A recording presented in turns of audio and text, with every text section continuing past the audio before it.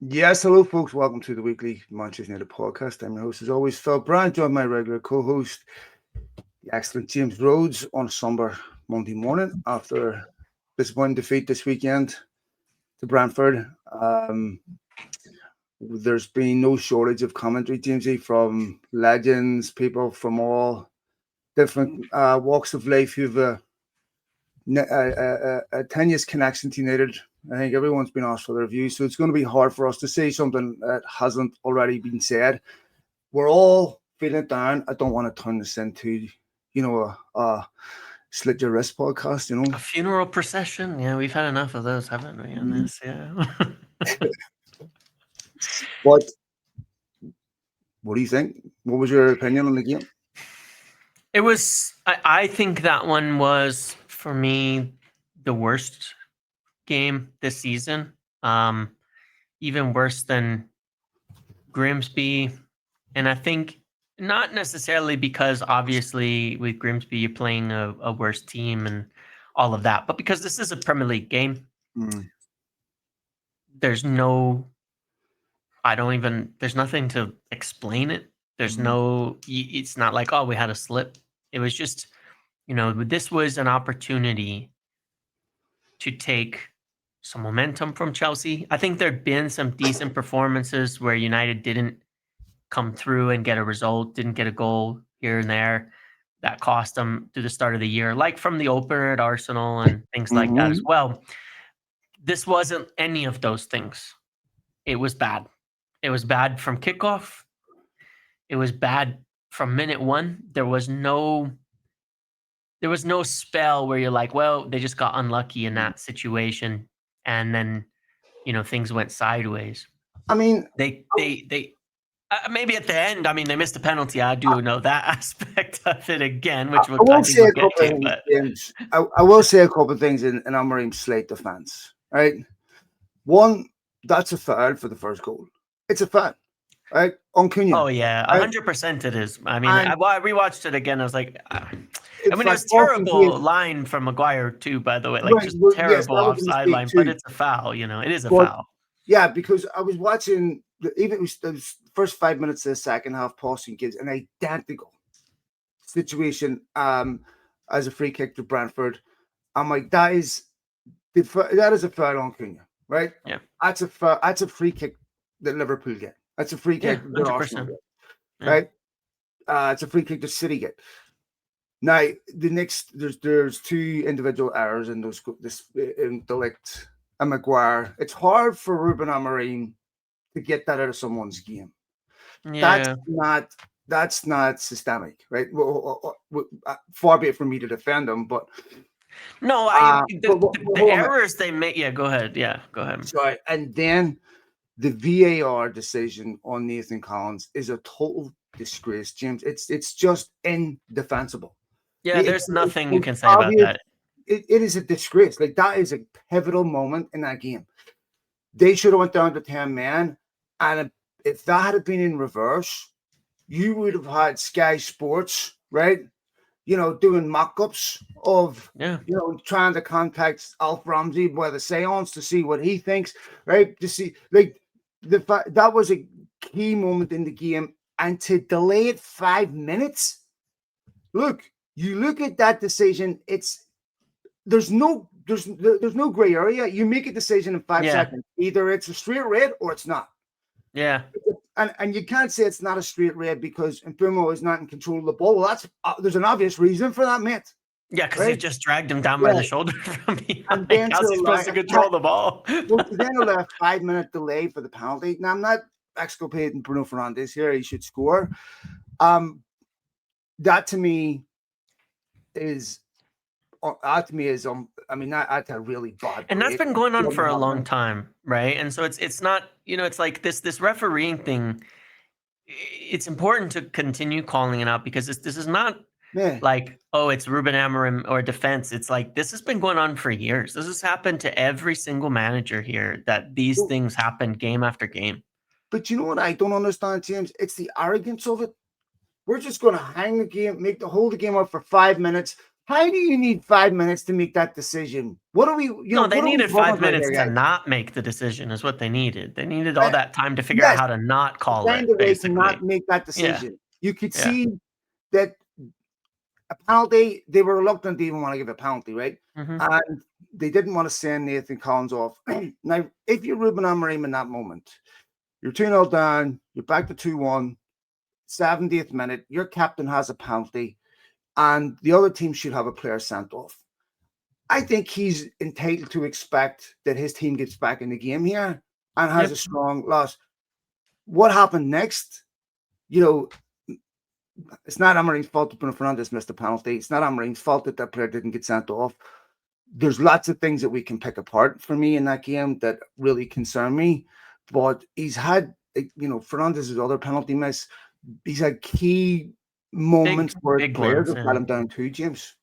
I know, and that's what gets kind of depressing, because I think people are absolutely fooling themselves blind. They think doesn't mean you shouldn't change managers, because I understand sunk cost and things like that too. But they are fooling themselves blind. You think someone else is going to come in and suddenly that's going to turn around. We've all fooled ourselves way too many times on that. Dallo doesn't stop doing what Dallo does every single game when a new manager comes in. Maguire can't suddenly play a high line. Bayindier's not going to become a better keeper. And Bruno's focus has nothing to do with the manager. Bruno missing penalties has nothing to do with the manager. It doesn't matter what position he's in. You're the captain in those moments. It's up to you and nobody else. Okay. And it's like those things are not going to, I'm not saying it's just those guys, right? There's plenty of other issues and problems and things. But you know who these guys are. They've been the same people for a long, long time. They've been the same players for a long time. Obviously, there's been a lot of turnover, so I'm not saying, it's the same guys getting people sacked and all that. But I think people will always attribute too much positively and negatively to the manager when things are going on. Right now, Ruben Amorim's not getting a team to win games. That's a problem. At the end of the day, results business, you're not winning games, period. The things that go on individually you can't exculpate them from the responsibility for those actions either. And that's why I feel almost somewhat hopeless about it. It's not a defense of the manager, but it's like, how is this still happening? How, I've said once before, because we talk about this, these 5:30 a.m. games, 4:30 a.m. for you, and I say, during those, all I'm asking is that it doesn't look like that. That it looks like, they're the ones that just woke up at 5:30 a.m. sluggishly. And that's what they look like. Every time we have one of those games, I wake up that early, I go down and look, and what makes me so angry, and it's been years of this, and they look like they're sleepwalking. Where was the intensity? Where was the energy from the kickoff? Where was the pressing? Where was even against they did bring it against Chelsea in the first 5 minutes. It created that red. That wasn't there against Brentford. I don't understand how it's possible, and it's so frustrating. You have one game a week. You have all of these advantages. How can you not show up to the game and work harder than the opposition? Because for me, that's still number one. I mean, That's still the baseline. Yeah, you bring up a point there, James. It's very important. The injured party here is the United fans that had to get to London for that early game, and then you put that performance in. Yeah, and I look at this, and this is really, really worrying, James, because to me, maybe 50-60% of United's problems are psychological. Yeah, I agree. Players are better than what they're showing. 100%. And the thing is that there's a very powerful narrative now in the media that this is all a derivative of the system. Players will take that excuse if you give it to them. Oh, 100%. So now players are saying it's not us that's losing, it's you, it's your methods. And there gets to a point where, I mean, for Amorim, James, it's hard to make a case for him. Yeah, can't. I mean, and I agree with you that I don't think if Amorim had taken the City job or the Liverpool job, I don't think he'd be in this position, right? Nope. I do think some of this is obviously United's fault, but with that track record that he has, that track record is getting you sacked at any club across Europe, and nobody would bat an eyelid. And when you look at his track record, he's played it's 33 games, Premier League games. So, that's 5 shy of a full season. That's a significant body of work to be able to make Yep. an assessment. And it's every single week we're deferring happiness to something, that's in the future that, okay, we Yep. can accept 16th. We can accept, not qualifying for Europe. We can accept losing the Europa League. We can accept going out to Grimsby. For what, though? Yeah. Where's the You have to payoff? give me something back.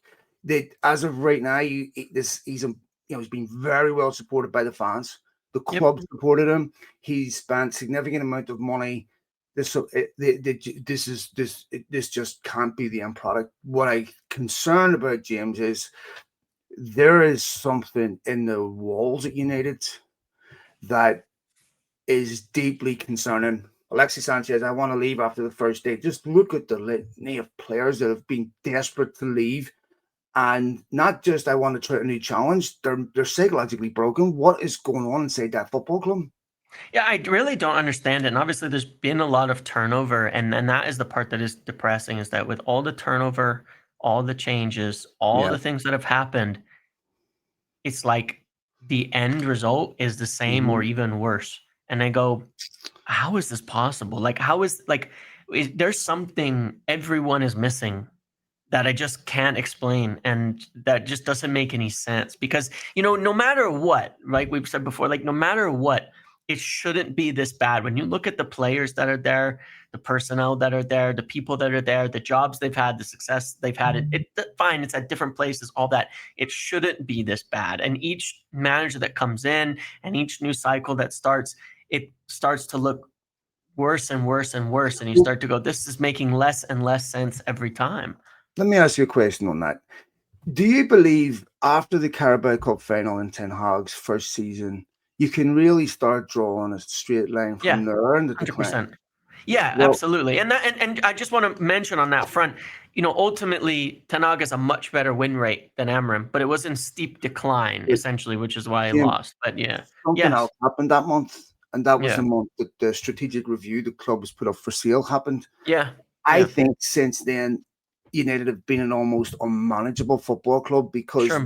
what happened after that was, the Glazers, turned around and put United on life support, deprived Yes. the football club of key investment, and everything at that point was commoditized. And Yep. it wasn't really about, we don't care if we're in the league 2, 3 years from now. We just want to get this football club sold. That's why they kept a hold of Mason Greenwood, because they didn't want to write off the asset, Yes. everything. Yes. And so, and obviously, in comes Ineos. They got the whole football club. Everything since the Carabao Cup final has been about business. And Yeah. you Yeah. rip out the morale of a football club when you replace staff. But at a business where you have a very clear definition of success, that's fine. You can get away with that. But at a football club where you can't scale things like camaraderie, you can't scale things Mm-hmm. like the environment, and this is a massive problem for any of us. That if you're a manager now, James, you better be interviewing United as much as they're interviewing you. And we're sitting here a year, almost a year in with their new manager, and there's nothing when you're watching it, particularly nascent from what Amorim's tried to with the system. There's just nothing there. Yeah, and look, it's rough, and I think what you're saying there has merit. I mean, obviously beforehand, United weren't particularly successful under the Glazers post Sir Alex, but at a different Mm-hmm. sort of shaking along level that was higher, right? And the Mm-hmm. problem is that while that was happening, they were financially driving the club deeper into ruin and to keep it at this like acceptable level. You know what I'm saying? This like sometimes Champions League team level, but Mm-hmm. the investment, I shouldn't really call it investment because it was an investment, but the debt accumulation, the credit line, it used to have Mm-hmm. cash reserves and now it was Yeah. in debt, and it used to be at least breaking even and now it's losing hundreds of millions per year, meant that when that happened, Ineos come in, they have to pretty much, like you said, gut the club to stop the bleeding. And that does Mm-hmm. make it worse in the short term. How long is that short term? I don't know. But apparently we're still in it because It's not better, Yeah. and I think they had to do some of, I do think obviously from a business standpoint, they had to do some of this stuff. Last Mhm. season there was more more redundancies, obviously. Well, if United didn't do that, couldn't buy players, that wasn't going to help. There's a no-win situation kind of there loading, but it has been chaos. I mean, it has been Mhm. chaotic. It has been, if you were working in that business, regardless of the Mhm. reasons who's to blame for it, which is the Glazers ultimately, it's a really bad environment to work in. And obviously that's going to affect everybody all the way down to the bottom. Yeah, I mean, James, that affects the atmosphere inside the football club. The milieu that a player has outside of the football club. They're all related, and you're looking at. I mean, I know people are not going to give me any credit for this point because I'm clearly biased. But when you look at someone like Marcus Rashford, James, Mm-hmm. and uh, you look at players that are getting away from United, getting out of that environment and flourishing and looking like top class players. Why does everyone come to die at United? Yeah. Why is this happening? And I'm looking at everything that Amorim has done, James. He's inexperienced. I think he's mishandled a number of things that he could have handled better sometimes in the media. I'm forgiven for some of that stuff, but I think, I do think you could have handled the Rashford thing completely better. Yep. I do. Yeah. I Yeah. think, yeah, and the football club, should be repudiating heavily when you get colloquialisms like the bomb squad of that's what you're going to allow your players to be, your employees. Like, think about this if this is your employer, right? Think about if it's your employer who is acquiescing with outlets who are driving a sustained campaign of abuse against you. I mean, what would that do to your relationship Yep. with that employer? Yep. And you look, Kobe Mainoo's wanted out. One of the only bright sparks that United have had, and and he's a casualty to Amorim's system. I'm going. I just see negatives. I want to believe in you. The Mm-hmm. football club is not being run particularly well. The business might be, but I think the football club is. And this Yeah. experiment, whatever we're doing on the pitch, James, this this is serious. Like, Yeah. this is not an accident. And if there is an intervention soon, all you're going to have, James, is players desperate to get to January so they can bail. Yeah, which is worrying as well. And Mhm. look, I agree with you. And it's like there's a lot of things that, in terms of talks and stuff like that don't add up, that bother me, that I think Ruben Amorim does ultimately have to be culpable for at the end of it as well. Like you take, for example, the Kobe Mainoo situation. Mhm. Obviously, he doesn't want to leave United technically. He wants to play. There's a World Cup year. He wants to play. He's a good footballer. He's an England international, and he doesn't have a place right now.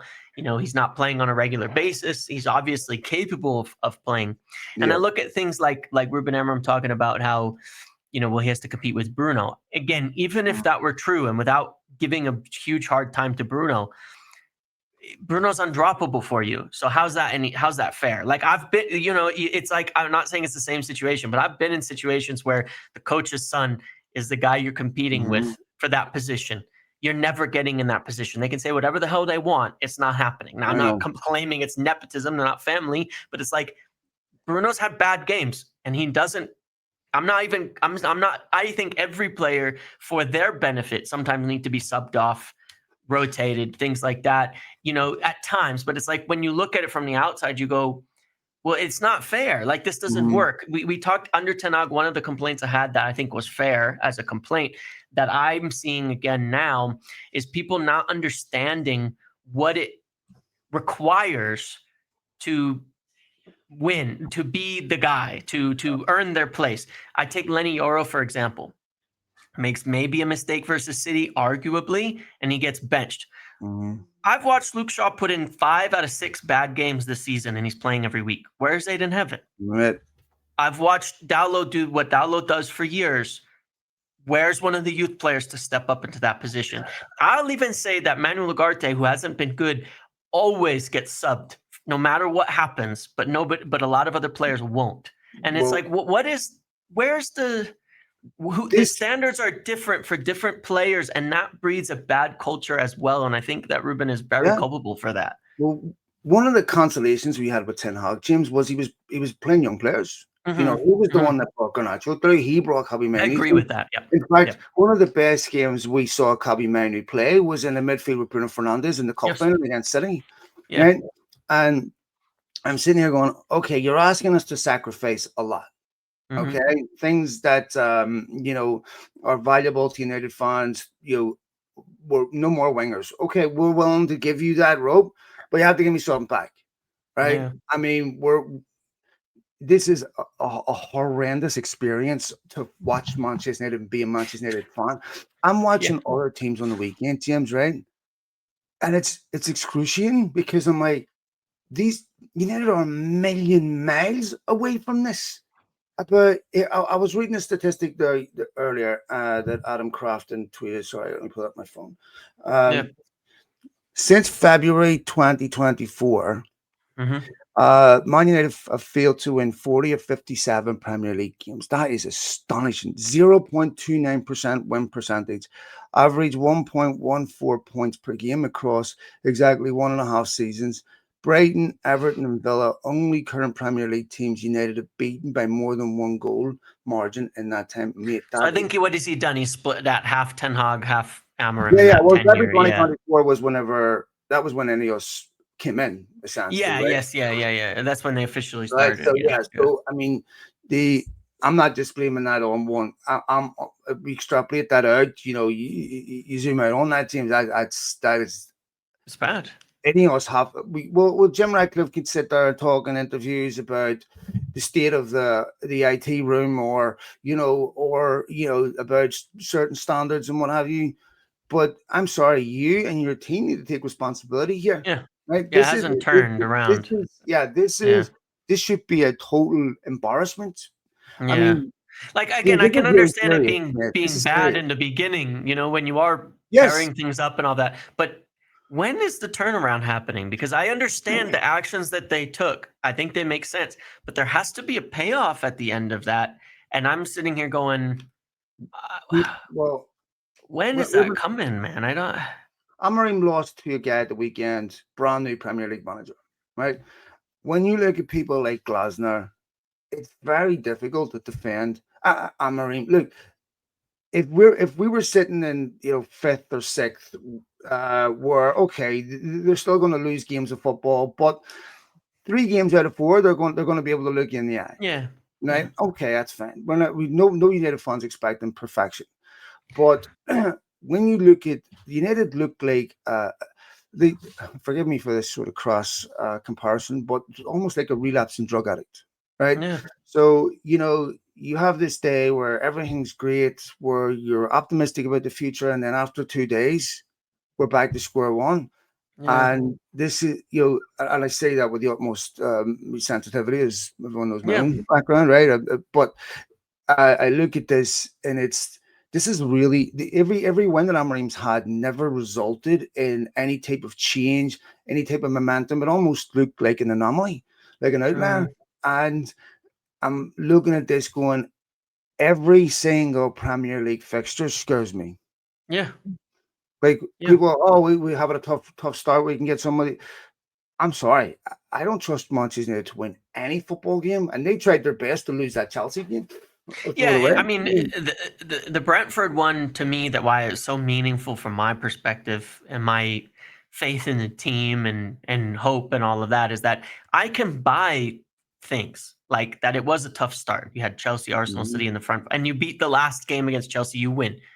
Doesn't matter how you got the win, okay? I can look at that and say, all right, you've come out of that okay.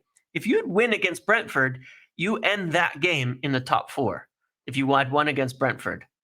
That's all you have to do is win against Brentford, a team that was in 16th. One of the, we took their best player this summer. They lost their manager to Tottenham. All I have to do is not lose it. No, I know. And then you're right, though. And then you can't. And it's like, well, then it's all meaningless. The tough start, it's meaningless because it doesn't matter who our opposition is. I think that's the part that really, really bothers me. It has nothing to do now with our opposition. It has nothing to do with them. Mm-hmm. It's still purely a United team because a team that's building something can be good and they'll face tougher and weaker, and they'll Mhm. fluctuate based on that. We don't fluctuate based on who the opponent is. It's all internal. We haven't even crossed that bridge of being like we're consistent and we're just not good enough yet to beat some teams. We haven't got to that point. We're not even close to that point. United beat themselves. The opposition doesn't matter. They're either going to show up, they're either going to play, they're either going to do something or they're not. They're consistently bad, don't get me wrong, but I'm saying the opposition doesn't matter in terms of whether No. last year even we beat City away, beat Arsenal away in the cup. One of the best performances of the season was against Liverpool away, drew against Arsenal and City at home again, did really well in those games, but then would just have catastrophes against the worst teams. And it's like, it doesn't matter who our opposition is. And Yeah. it's United. You don't know what to think. In some sense, James, in a weird way, that to me is almost a defense of Ruben Amorim, because Sure. if your players are showing up in big games, right, and then going out against Grimsby that's mental. That's the players. That's got nothing I to do do with think it is Amorim. mental to a Yeah. large degree, mind you. Yeah. And United to me always look like a team that are looking for a threshold of, we want to find the minimum amount of effort required to win a game. We don't want to expend an extra piece Yeah. that we don't have to.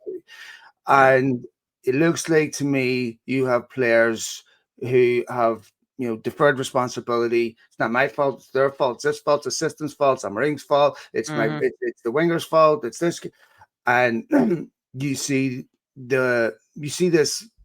We've talked about this before. When United concede a goal, how little accountability or anyone remonstrating with each other or holding other. It's just There's no here communication. we go Yeah. again. And you just look at the whole deflation. There's no one standing up in there and saying, "No, I don't care what my relationship's like with my employer. I don't care if I hate this. I'm going to show up and give." There's a couple of players that give you that, I think, but most of them have been on this treadmill for so long that they have. I mean, James, whatever we say about Amorim, I'm sorry, but those players are way too comfortable with losing. Oh yeah. And it just doesn't offend them. We're talking Real Madrid lose at the weekend. You're talking about Xabi Alonso under pressure, funeral, and everything. But the United, they don't. Brentford. I mean, the sad part about it is you play that fixture 10 times. That's the result. Now. I know. Well, it was really interesting to me that the Real Madrid comparison too, because I was looking at some of the analysis of it, and it is kind of funny. And it's just one of the things I disagree with in modern trends. Mhm. There's the Athletic have different articles and pieces.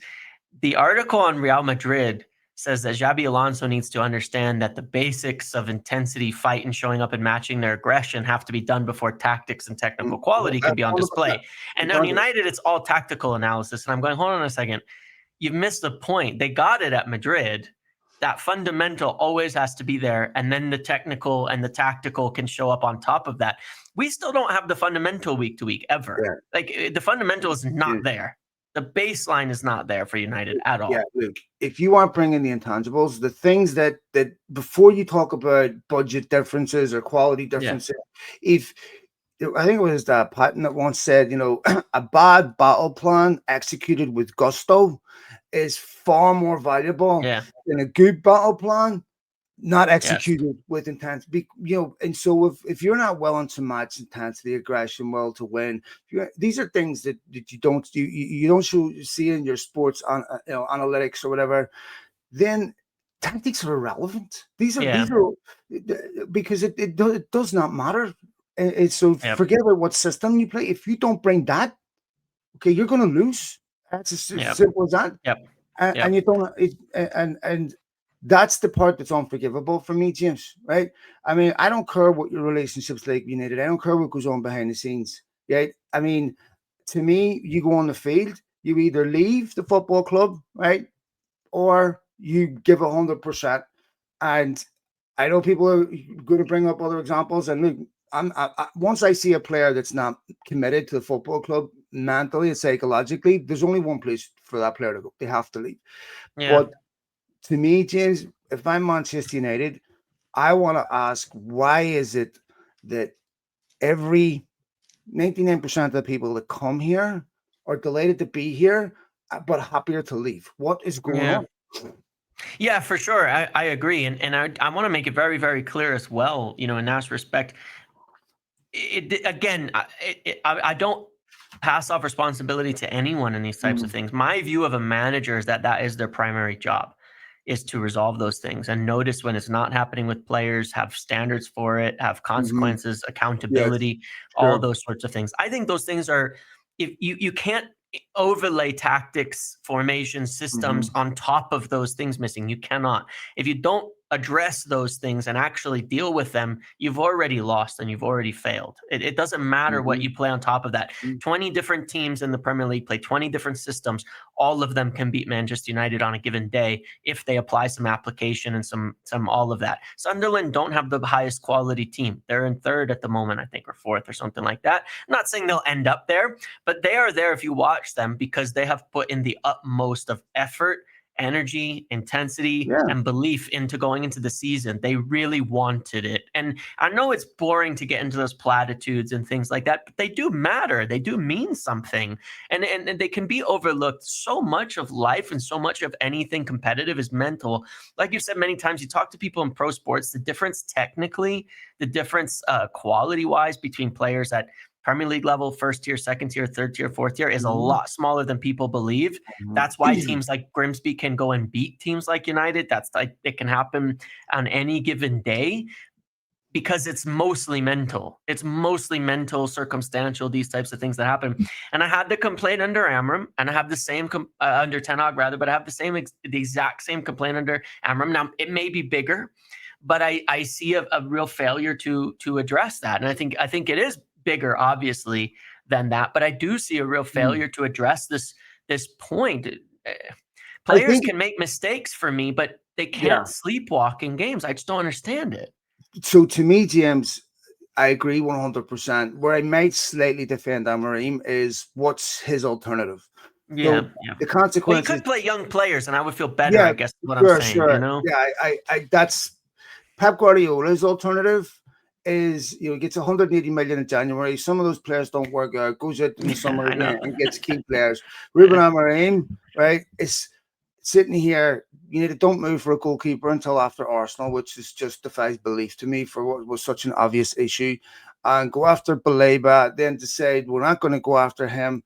Which to me, like, if you're going after a player, you're going to spend 110, 15 million, yep, and then you clearly have an obvious and immediate need. yep. So, you know, deferring that again to January, to me, this is where Amorim needs to be stronger and say, no, I need that player right now. But, Yeah, in Amorim's slight defense, he doesn't have a ton of alternatives. But like, look at Florian Wirtz, right? If Florian Wirtz was playing for United, he would be getting absolutely tore to pieces. But he's getting away with this because Liverpool are winning games of football. Now, I know yeah, they lost the weekend, but when you're winning games of football, you can hide bad runs of form at a big football club. When you're yep. not, the focus, the pendulum swings so heavy, the darkness and negativity, every idol, every legend of United coming out and questioning your integrity, questioning your professionalism. I mean, I don't know how that environment produces anything positive. And sorry to less loquacious, but at Brighton and other football clubs, when they lose 3 or 4 games, they it's not the end of the world. They can recover. Their environment internally doesn't go to pieces. At United, it's the end of the world, and it's really worrying.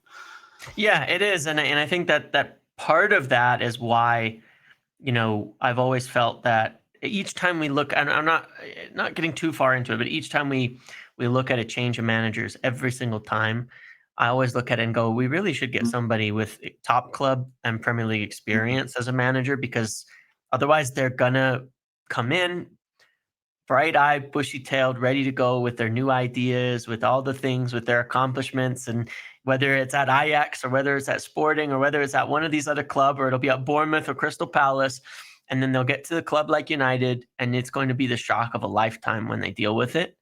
if they haven't dealt with that at a serious club before, a big club. And there's not that many like United in any case. I mean, it's hard to even approach that level. I think there are comparables, at least similar level of experience, because I think it can hurt you and it can pressure you. And I think that, again, once you've hit that pressure, you start to make, if you don't know how to deal with it, if you're not experienced with it, it starts to weigh on you. People make more mistakes under pressure, not less. They make more mistakes when they're under pressure. They start to get things even more wrong, and they get squashed by it entirely and pushed down into tiny pieces. And that's what happens to a lot of them. We've seen it with practically every manager. They get more and more desperate or more and more fixated on something, and it gets worse and worse and worse and worse, and they make more and more mistakes, and then that's the end of it. But because it is so huge, and I, whether that's all internal or whether that's just the reality of United being the size, the scope of it is, the way that the media deals with it, everything. I mean, again, even the refereeing, you look at it, you're not getting calls in favor of United because you're United. You're going to fight these advantages that other teams have, these disadvantages every single day. Can you deal with it or not? I don't think everybody can. And I think that we can pick as many, I'm not saying, anyway, like I said, I didn't want to get too far into like talking about new managers and things, because I just don't want to do it at the moment. The point there that I wanted to just, it's a sequitur, but whenever Mark Clattenburg was doing an interview the other day, he was talking about Adam Lallana, and he was saying, Lallana abused him, and he 100% should have sent him off. And he goes, but then I started thinking about this, and started thinking about that, started thinking all these externalities that have nothing to do with the decision. Yep. So now you adjudicate this decision based on what was my relationship like with the manager, what because he was saying that I knew the media, the press would tear me apart. No, I'm like, see, this is the problem with these 5-minute decisions. Yep. And this is exactly what will be forcing everyone. Like, well, they got the penalty if we send him off, and the media will go mental. I can't say for sure that's exactly what he was thinking, but that's exactly what any. Well, I think it takes 4 or 5 minutes to figure out we don't want to send him off. So what explanation can we figure out that's even slightly plausible, Well, if you or I were in that situation, to be fair, we'd be doing the same thing. That's just human nature, right? Yeah. So now you're considering all these details that have nothing to do with the decision. And to me, I know football fans all say this, but if that's Liverpool, Collins is sent off without 100%. Any fear, of retribution or in the media or anything else. But nonetheless, that's not the reason why United lost that game. And this is, James, we were told being out of Europe will be a positive because it's going to give Amorim more time on the training pitch. We were told that, if we don't change now, we'll be in exactly the same position we were in a year. We were told in the summer that, the bright meadows are ahead, that the pain is almost up. James, where do we go here? Like, to me, I don't know how much longer any of us can justify, or any of us sticking with their decision because they believe in Amorim or because they are defending their own decision to hire him. Yeah, I know. And look, I don't think, I mean, I don't know who, right? Obviously, it's hard when you look at like who and splitting hairs on who's doing what, because the question starts to become like, well, whose decision should it be at the end of it? You know what I'm saying? How deep, how far do you want Sir Jim to get involved? Because one of the views that I have, for example, is like, if Sir Jim has to step in, it really, really, really makes it bad for the people he has to step over. You know what I mean? Like, because then it means he's not stepping in, he's stepping over Omar Barada, stepping over Jason Wilcox, stepping over these guys. If he has to step in and say it's time to replace the manager, that's what they're hired for, is to make these kinds of calls and things like that. But to be fair, like, they're hired to make the call right now and say, look, is it time to replace him? Do you actually think it's going to turn around? They have to make, and based on them making the call correctly or not, in terms of the outcome, pretty much should determine their position on the job. That's usually what you hire people for. But yeah, this is where it gets a bit tricky, James, because now I'm wondering, is Barada making the decision that he thinks Ratcliffe wants, or the one that he believes? Because none of this reflects well on him. Dan Ashworth now looks exceptionally prescient with time, but Barada was one of the ones that pushed for the Amorim appointment, and Ashworth wanted someone with Premier League experience. I'm not saying that he would have made the right choice either, but now I'm asking two questions. One, if this is your football department's decision and Jim Ratcliffe shouldn't get involved at all, right? If at the end of the season they haven't met their goals, then fine. I mean, from the standpoint of the owner should be setting standards, you know what I mean? Yeah, but they should be setting standards, right? Like the owner should be saying, look, this isn't good enough, so what are you going to do about it? Is more the question, right? Well, to me, the question is, this isn't good enough. What are you going to do about it? If your answer is, I'm going to stick with the guy I hired, that's fine. But if you don't meet your goals, you go with You got to go too. Yes, correct. And I agree with that. That's how I see Jim Ratcliffe should be approaching this. Is to say, look, it is your call, but you're going to be judged based on the outcome. If it works, you look like a genius. If it doesn't, you're going to go too, because this is a big call to make. Given the way he sacked Ashworth, James, is it really their call, or is Ratcliffe making this call? I think. Well, I mean, I think that's somewhat true of any business. You know what I mean? When you're talking about an owner versus like a CEO type of decision, the owner is always going to end up, to a degree, making a call if they have any interest at all, because they're going to at some point step in and say, look, this cannot continue. And someone's going to say, yeah, okay, fine, we got to do something about it. And they're going to have to, because otherwise they're going to go too. Now, I have seen instances where, well, I guess I don't know. I honestly don't know. Does it matter? I guess. I mean, at the end of the day, like, Jim Ratcliffe's not necessarily qualified for it, but you also do want an owner taking an interest in a way, right?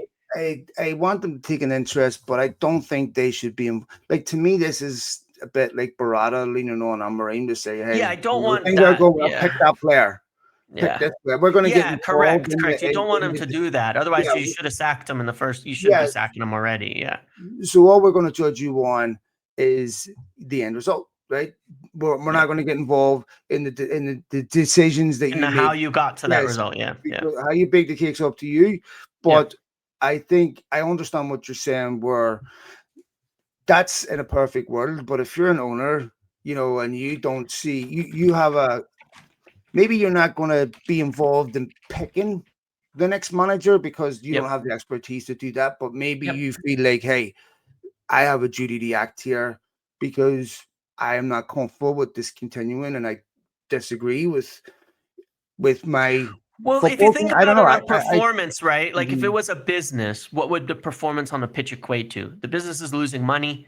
The owner's looking at it saying, hey, my business is losing money. It's starting to fail. It's headed towards bankruptcy. So they'd have to step and say, look, you either have to fix this or I'm going to have to replace you with someone who can, at that point in time, or step in myself. Now, in a business, usually the owner has a little more like knowledge of the technical aspects of it, but it is complicated, because it's like there's a point where if Sir Jim has to tell them to sack him, then he basically has to sack them too. If he has to tell them to do that specifically and explicitly, then it becomes a problem. And they have a big. I mean, I think this is where they have a big call to make on this front. Like, Omar Barada has to. I think mostly him, in terms of as the person running this, he is a football guy, has to stop right now and say, okay, today, do I actually believe this is going to turn around or not? Because if he actually believes it's going to turn around, he can't sack him, because then he's already compromised on anything and he's just doing it for the sake of the pressure from the owner. He can't do that, or he's also failed in the job, unless he doesn't believe it's going to turn around. And if he doesn't, then he's got to make a change quickly. But he also has to make sure he's separating himself from it. I mean, this is why it's a tough job and why you have to be qualified, and why, it's tough, but you have to get it right. You also have to separate yourself out and say, look, you are allowed to have made one wrong manager appointment. It happens at every club. It happens. Madrid have Yeah, made I plenty of mean, bad manager appointments, right. and you just have to be able to separate yourself from that and say, okay, am I keeping him because I actually believe it? Am I keeping him because I believed in him in the past? And it's hard to separate those thoughts out. You Well, have to separate that. in US's defence, James, they've been there 12 months. United Yeah. are, 147 years old. I've said this Yeah. before. They've had Yeah. two managers. I mean, they've had successful managers outside of Ferguson and Busby, but two Not that managers many. of that level, Yeah. right? It's hard to get it right. Yeah. And, the football clubs this size, James, managers can't be successful on their own. They need to have highly Yeah. competent people with synergy in all different departments. That then you all the stars align, and then of course you end up getting something where you can be successful and consistently successful. City threw a lot of money at it behind the scenes too to finally get it right. I mean, the number of staff that City have is absolutely incredible. But with United, this is the first time they've found themselves in a situation where they need to be successful on the pitch to generate revenue off it. And that's turning that tanker around, James, and changing that culture. I don't think that completely changes until we get rid of the Glazers. And but Sure. even then, I'm not certain that it would, Jim Ratcliffe would run it as a football club. One or two other things not related to the game. United signed Vivell had signed young Orozco, Colombian kid, and Dabo. If I have that correctly, I had my notes here and I can't find where I wrote it down. But so they are, along with the commitment that United are heavily focusing on, the same market, the Brighton and Leipzig, Yeah. Salzburg. We're looking, and these are encouraging young signings because I think that we've seen that they've worked out in the past, and this is exactly what Manchester United need to be doing. Yeah, for sure. And I would say, and also the new academy director, Stephen Torpy, who comes from Brentford, of course, ironically, started as well in this week. United won, the under-21s won a big game as well at Old Trafford there. So no, yeah, they're doing those things well, which is very encouraging, and it continues to be a bright spot in the area. Fletcher seems to be doing a really great job with the under-18s and there, and there's a lot of things that seem to be going right from a youth standpoint. It is very encouraging to see them bringing in, young players from these different markets, players we wouldn't be signing before, planning ahead, starting to build up like that treadmill that you want that comes from the academy into the first team where it's probably been, it's not been terrible, but it could be a lot better and there could be a lot more investment in it. So that is encouraging to see. These are things that are known quantities that improve you in the future, that provide you with players. We've been bailed out so many times in the last 10 years by the fact that we have had some academy players, almost by accident. You know what I mean? Like, can you imagine? It sort of lets the Glazers off the hook a little bit. The fact that you've gotten to, for free, have players like Marcus Rashford come through the academy after they paid no attention to the academy. And those things happened that helped you and provided you with key players over the years. So, it's good that we're working on it and investing in it for sure. Yeah, look, one of the things that I love about supporting Manchester United is there always has been a pathway through from the youth team into the first team. And for me, one of the most satisfying things as a fan is to see a young kid come from the academy, play for the first team, and score on their debut or show promise. That's, I mean, United. To be fair to United, you're right in the sense that the Glazers neglected it, but they've always had quality coaches at that level, and of course, the Manchester United as a football club, are synonymous with this. This is another maybe criticism of Amorim, where I feel like, he's missed some open goals where integrate some players into the first team from the kids. I mean, give United fans something to believe in for the future. United fans will accept inconsistency from youth. They will. But we're losing anyway, so it's like, why not at least do something building for the future?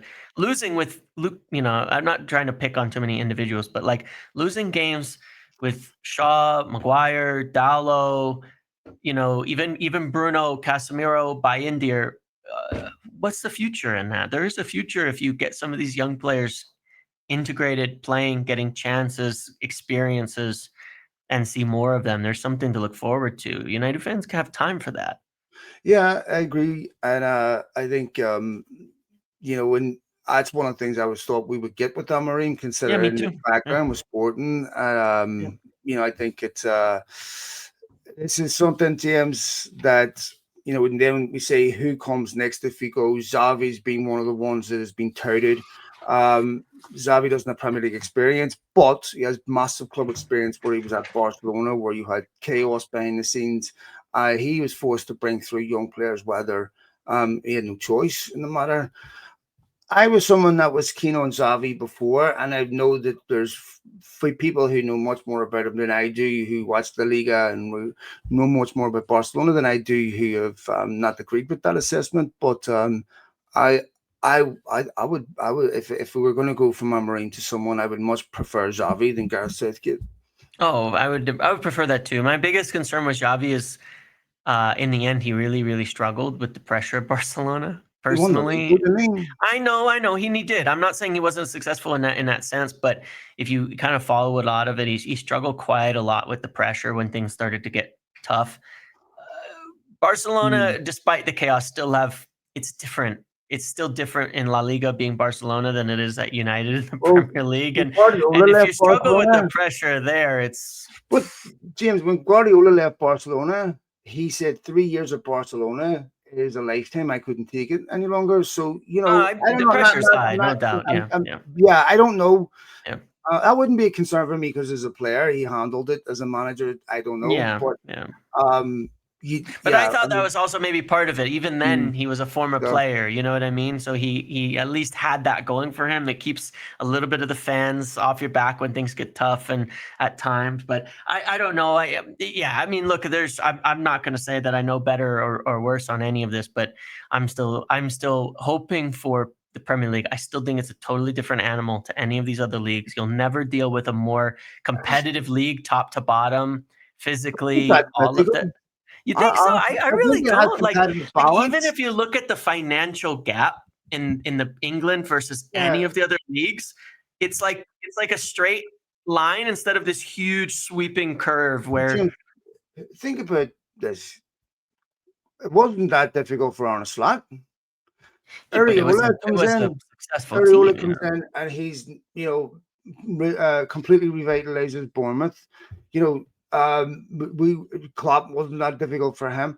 There's lots of managers that come from abroad that are exceptional managers. Premier League has more competitive balance, but I think it was the last round of Champions League fixtures out of the 6 English teams, one of them got a win.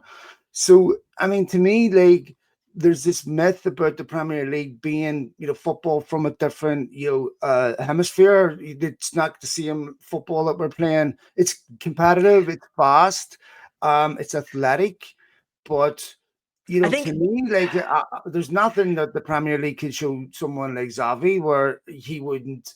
Where this is football from another universe. I Like, don't think it's that. I don't, I think it's more like you're not getting any games off in the Premier League. You do 100% get games off in La Liga. The bottom 5 teams compared to the bottom 5 in the Premier League is like a joke in terms of quality. Like you look at Sunderland, you look at some of these teams that how they play. They're the teams that outside of a fair few. There's been some really bad ones like Southampton in recent times. You get games off in these other leagues. You just do. Every year there's going to be 5, 6 teams you barely even have to think about that you can sleepwalk through. yeah, I don't think you can get away with that in England, and it requires just such a different focus week in and week out, in my opinion, from what I've watched at many clubs. And I think that teams can adapt to it, clubs can adapt to it, managers can adapt to it. But if you have to adapt to that on top of everything else that's going on at United in particular, I think it really, really hurts. Yeah, United. Yeah, I agree that it's there's nothing analogous to Real Madrid because there's just even Barcelona and the stability they have now, despite the chaos behind the scenes. United make the job as difficult as possible.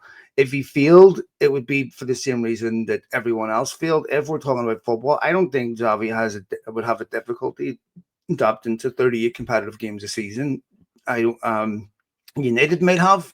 Which would he have the I don't know, James. Maybe there's no one out there has the mental resilience to deal with I don't know, man.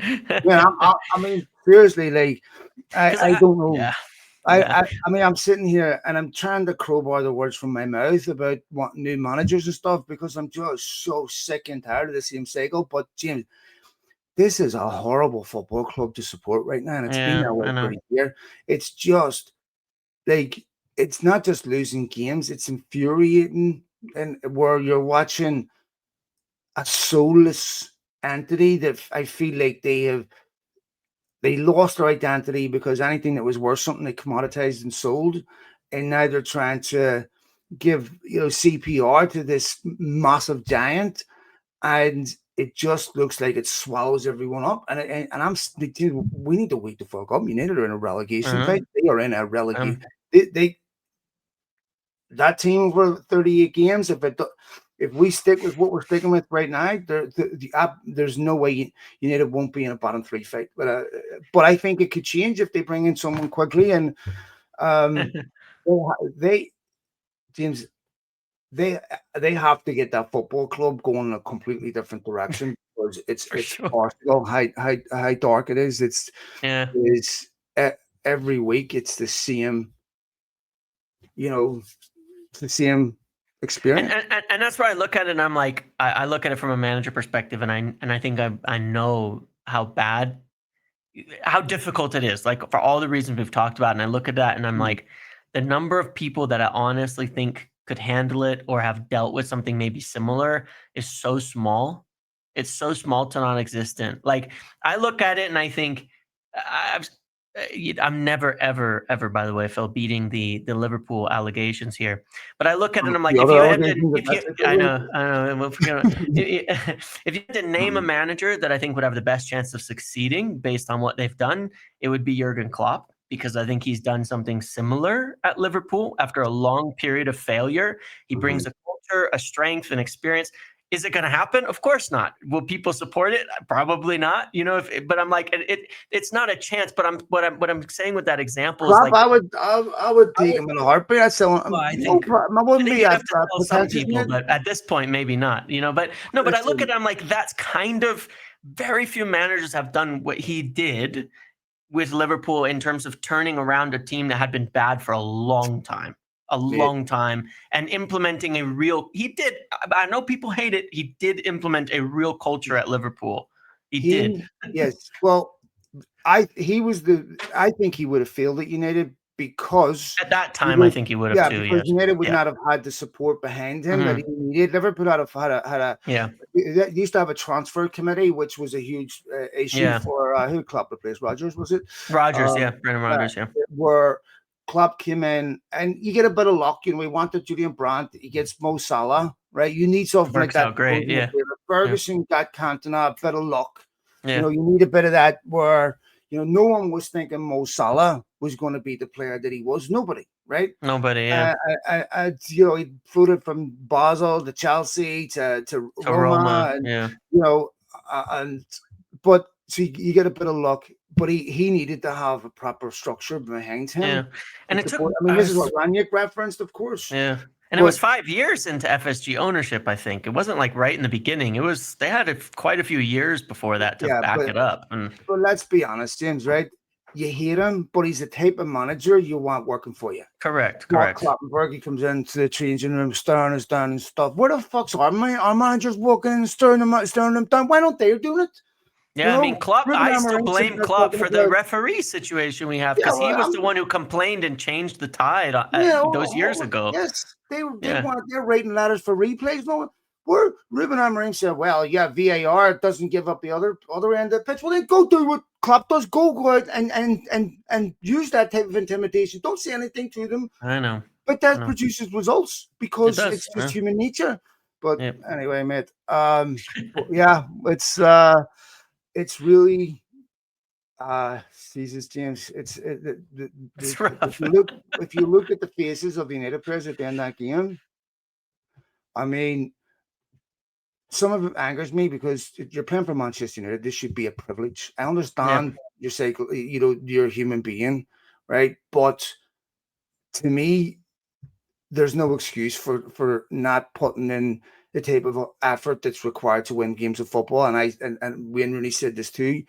Wayne Rooney said something last season that there's players in that Man United when they were injured, right? There's players in that Man United team who could play. And it was really quite interesting to see, that was a couple of weeks before the final, how many players all of a sudden, a few days before that final, wanted to play. Go ahead and take a look at who they were.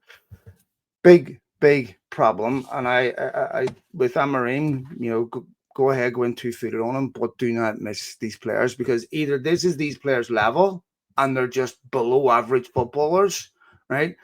Or they're not giving you 100%. Yep, agreed, 100%. All right, matey. We'll leave it there, James. Have we anything else before we go? That's it.